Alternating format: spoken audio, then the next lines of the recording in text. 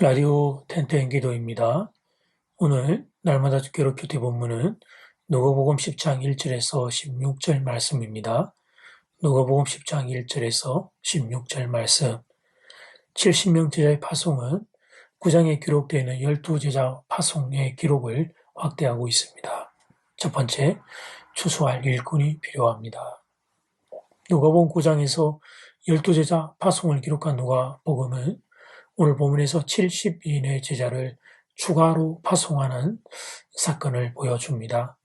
1절 말씀, 그 후에 주께서 따로 70인을 세우사 친히 가시려는 각 동네와 각 지역으로 둘씩 앞서 보내시며, 그리고 그렇게 70인의 제자를 추가로 세우신 이유도 2절에서 밝히고 있습니다.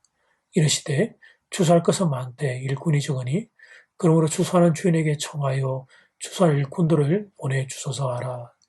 추수할 일꾼들을 얻기 위하여 70명의 제자를 추가로 파송하셨습니다. 영혼권을 위한 주님의 애타는 마음을 볼 수 있는 대목입니다. 예수님의 제자라면 그래서 예수님의 이 마음을 알아야 합니다. 영혼을 구원하고자 하는 예수님의 이 마음을 알아야 합니다. 그런데 우리는 사는 게 바쁘다는 이유로 사성 예수님의 마음을, 이 영혼을 향한 애타는 마음을 별로 생각하지 않았습니다. 우리 한 몸, 이 세상 사는 게 벅차다 보니까 복음을 전해 영혼을 구원해야 되겠다는 생각을 잘 하지를 못했습니다. 더군다나 최근에는 코로나 사태로 인해 전도하는 게 정말 어려운 시대가 되었습니다.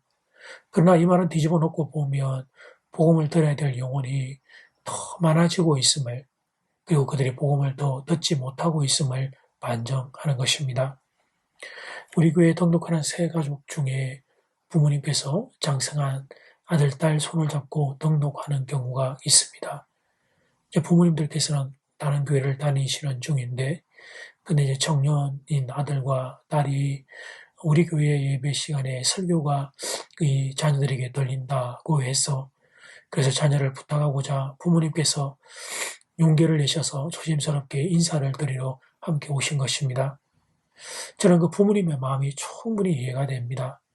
사랑하는 자녀들에게 가장 복된 것이 좋은 교회에서 신앙생활하며 하나님이 복 받는 것이라 생각하기에, 그렇게 그 부모님들께서 자녀들이 좋은 교회에서 신앙생활하기를 원하는 그 마음이 충분히 이해가 됩니다.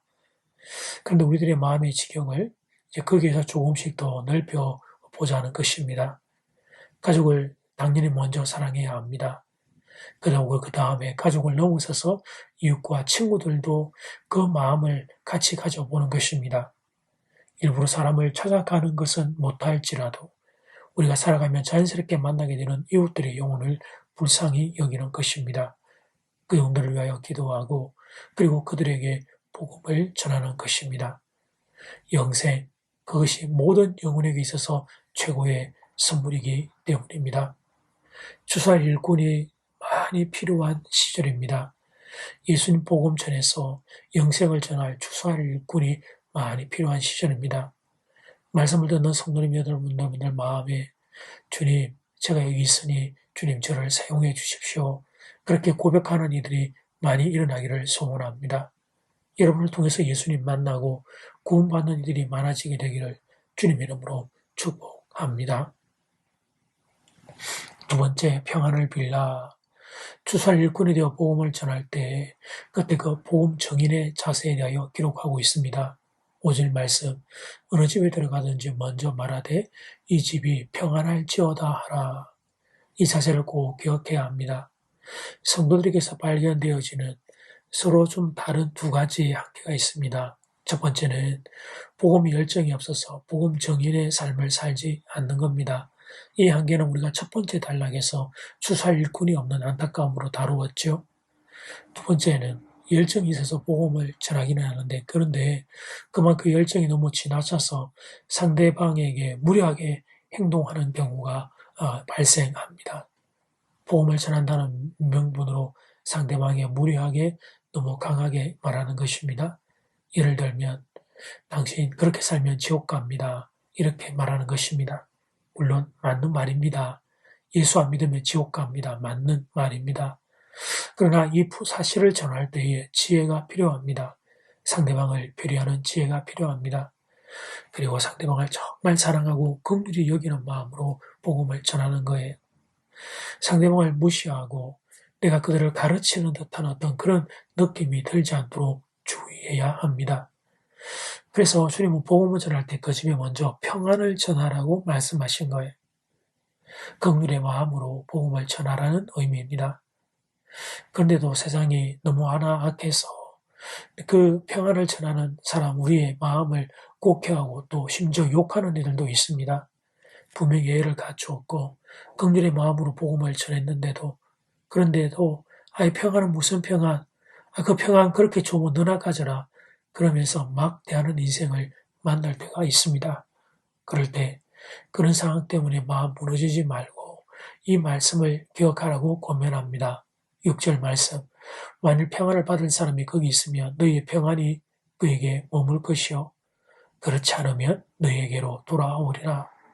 평안을 전하는 건 나의 몫이고 그걸 듣고서 어떻게 할 것인지의 여부는 상대방의 몫이라는 것입니다. 혹시 상대방이 받아들이지 않으면 그러면 내가 축복했던 평안은 다시 내게로 돌아오게 된다고 성경이 선언합니다. 그러므로 이웃에게 긍휼의 마음으로 복음 전하는 걸 두려워하지 마십시오. 만약 이웃이 여러분이 비는 평안의 복음을 받아들이면 이보다 좋은 일은 없습니다. 그러나 그 사람이 마음이 완악해 평안의 복음을 거절한다면 그 평안은 여러분에게로 다시 돌아오게 될 겁니다. 그러므로 복음 증인으로서 이 세상에서 당하는 영적인 거절을 너무 심각하고 충격적으로 받아들이지 마십시오. 그런 거절을 당했다고, 그래서 상처받았다고 복음 증인의 삶을 그만두면 안 됩니다. 이 일이, 복음을 전하는 이 일이 주님이 가장 원하시는 일이요. 그리고 내가 전한 이 복음의 평안은 사라지지 않고 그 사람 이웃에게든지 아니면 내 자신에게 남게 된다는 사실을 기억하시기를 바랍니다. 이제 첫 번째 기도 시간입니다. 받은 말씀과 개인 기도 제목을 가지고 함께 기도하는 시간입니다. 이 시간 함께 마음을 모아 주님 앞으로 나아가겠습니다.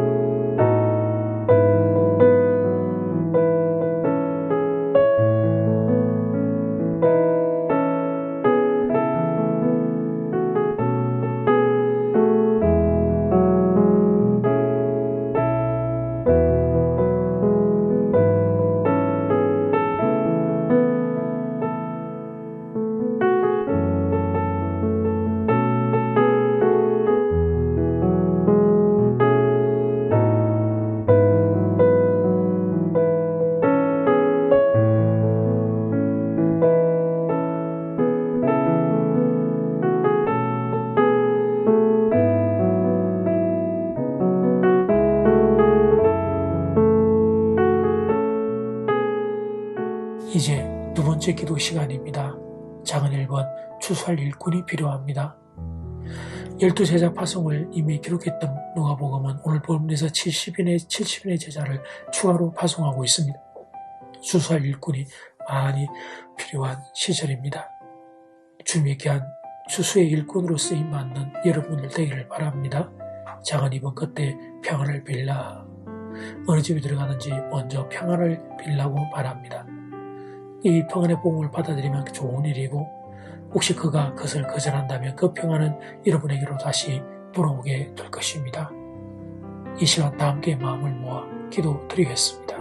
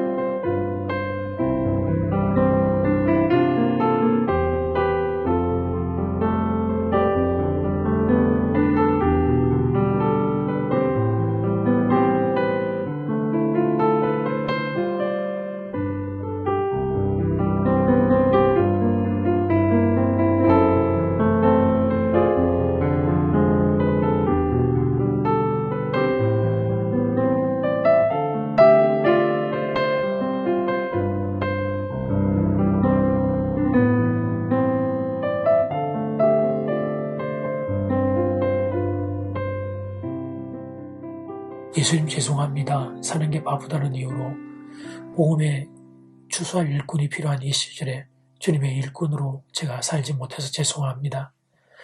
영혼을 구원하는 복음 전하는 추수할 일꾼으로 하나님 다시 힘을 내어 살아가기를 다짐합니다. 주님 부족하지만 저를 사용하여 주십시오. 그때 평안을 빌라고 하셨으니 하나님 그들을 불쌍히 여기며 하나님의 평안, 복음의 평안을 전하겠습니다. 그들이 평안의 복음을 받아들이고 예수님 만나면 너무 좋겠고 혹시 거절하게 될지라도 그 평안의 복이 내게로 다시 돌아옴을 기억하고 추수 일꾼의 이 걸음에 힘이 약해지지 아니하고 계속해서 그 길 갈 수 있도록 우리 모두를 붙잡아 주시옵소서. 날이 추워졌는데 사랑하는 교우들의 건강도 지켜주시기를 소원합니다. 예수님 이름으로 기도드립니다. 아멘. 이제는 각자 개인적으로 기도하시면 되겠습니다.